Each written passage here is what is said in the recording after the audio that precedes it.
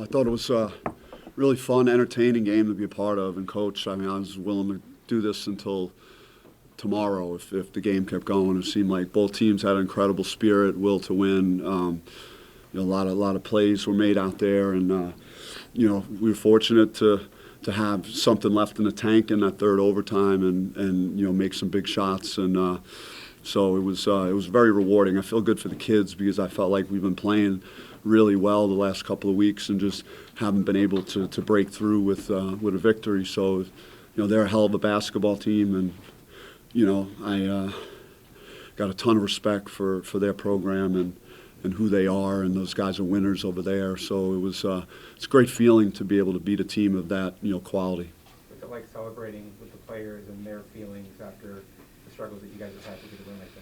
Yeah, I mean the adversities have been well documented, and what they've been through, but they haven't given up through all of this, and they've really stayed the course, and they keep trying to get better, and no one exemplifies that more than Marion Jackson, and just so happy to see him come through and make big plays throughout the game and have that kind of feeling that he has right now, and because he had just so much expectations, and there's nobody that works harder in our program, so it's just great that on this stage he come through like that. Bobby, were you still out there when kind of the dam broke and all the students came out? Yeah, it's great for them. It's great for everybody. The students, what all of us have been through for 2 years. It's good for everyone to enjoy a good moment, and it was exciting to see that, and got to fist pump with a number of the students and see them. They were terrific. Crowd was fantastic throughout the whole game, and they, their energy never dropped throughout any of the overtimes. They just were. It was a fun game to obviously be a part of. I'm glad they can enjoy it as well. You're surprised this game is kind of uncharacteristic, being more of a shootout rather than a defensive back and forth? I think it was more of a byproduct of the overtimes and the point totals. It's just it's inevitable if there's 3 overtimes that you're gonna see a game like that. For us, but I thought we played cleaner and better and had good balance on offense. We had a bunch of guys in double figures, and Jalen Graham was great again, just double, and you go right across the board. We got contributions from all the guys that played. It seemed like Jalen and Kamani were attacking the hoop at the right time too. I mean, it seems like not the shots weren't falling, but if something wasn't going from outside, they just started taking it to the hoop. Do you feel like that helped started breaking their defense down a little? Yeah, I mean, even the 3 that Jay Heath hit on the left wing was big. Just it's kind of like we went inside out. Like the fact that Kamani and Jalen could be a threat down there to score the way they've been. It's now loosening up things for the perimeter where those guys are getting better quality shots. So the fact that we can do that, I think, is going to be really beneficial to our offense. It seemed like early your ball movement was really good. I think you had 14 assists on like the first 16 or 17 buckets. So it seemed like that was better today than it has been in recent games. Yeah, we knew that their defense was good and that they're going to make you work in a possession, so we just didn't want to get impatient, and some we talked about, and the guys trusted each other and moved the ball very well. So it's great to see that and you're not going to beat a team like UCLA just soloing it one-on-one. We knew we needed to make each other better in this game. Is there a game that you've coached that comes close to this one, or that was similar as this one? I mean, for a second I remember watching like UConn when they had Kemba Walker in like the Big East tournament, and it was like 5 overtimes. So I was saying like in the third overtime maybe it'll be that, who knows. So it was, but I was like enjoying it. Like some part of me didn't want it to end because like both teams are really good tonight and played a heck of a game. So it was like fun to be a part of it and coach it. Kamani had 2 big made free throws in that third overtime and kind of made up for the ones that he missed earlier in the game. Does that kind of speak to the clutch factor? Yeah, I mean, look at how the game ended. We fouled. We won the foul around half court to not allow them to get a 3 and make them shoot free throws. But Kamani Marion made a really good pass to Kamani, and he stepped up there, and I think that made it 6. So that gave us a little more cushion, to overcome the turnover we had. But it was great that Kamani stepped up in a key moment and made those shots. Bobby, you had I think chances to win last possession, first overtime, second overtime, maybe at the end of regulation. Is there a sinking feeling when you have the last shot in a game like that against the number 3 team in the country and you can't convert? I mean, when you come back to the huddle, is there a sinking feeling at all? Or?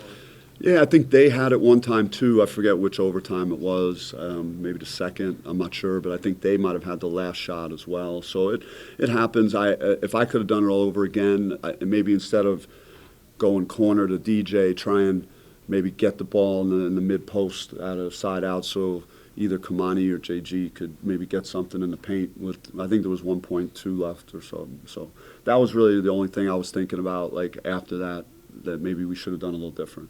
Was Jalen, I guess he had some stomach issues, and was he ever in jeopardy of not playing tonight? Well, this morning when we spoke on the phone and he told me what he was going through, and I'm not going to be graphic about it with everybody like the other night, but I just said to rest and sleep, and he got some medicine, and he was able to get down some fluids, and then he just battled through it, man. He's a warrior today considering what he's going through. You touched on it earlier. Go ahead.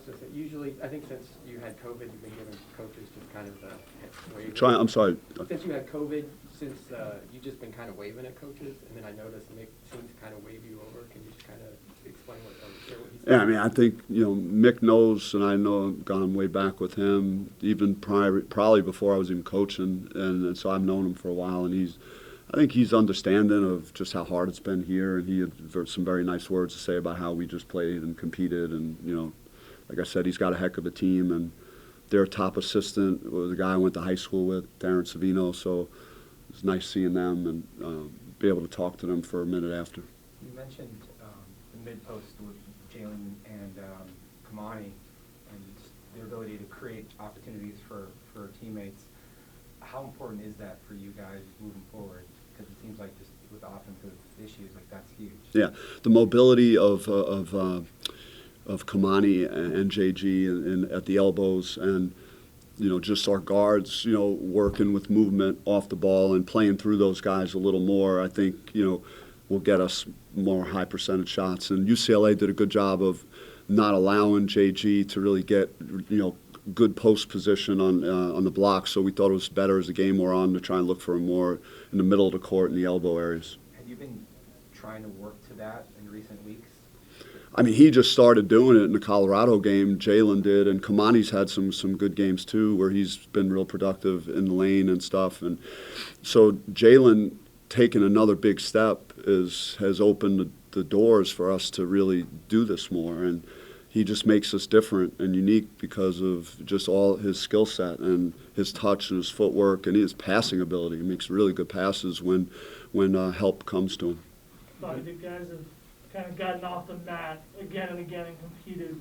What do you imagine being rewarded with a win does for them going forward, starting Monday with another top team coming in? Yeah, it would have been a tough one if I walked in here again and we didn't come through with the win. But the morale in the locker room right now is unbelievable because we know that we're not backing into wins somehow. We're winning these games, and we've been very competitive in these games against the elite teams, and we've been going toe to toe. So to break through and win, it hopefully will build confidence as we keep going.